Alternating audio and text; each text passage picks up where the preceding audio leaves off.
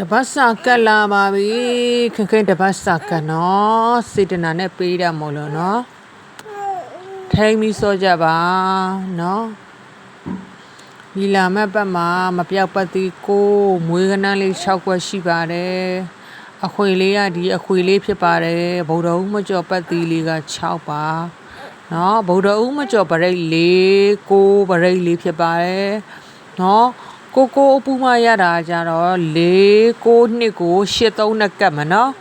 ကတ်မတက်တဲ့လူတွေအတွက်ကိုဒီအောက်မှာကနန်းလေးတွေကတ်ထားပေးပါတယ်နော်6ခွက်ဖြစ်ပါတယ်ဒါကိုအပူမရတာနော်ဒါကတော့အပူထွက်မှဒီပုံစံမျိုးရတာနော်4 9 2ကို8 3နဲ့ကတ်မယ်ဆိုရင်6ခွက်ထွက်ပါမယ်1 2 3 4 5 6ခွက်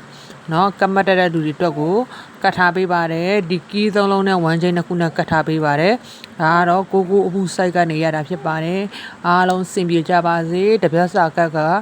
စောလေးထွက်ပြီးတော့အမျက်ကလေးရကြပါစေစောထွက်လို့အမျက်ရရင်နားပါအနိုင်နဲ့ပိုင်းကြပါအားလုံးစင်ပြေကြပါစေ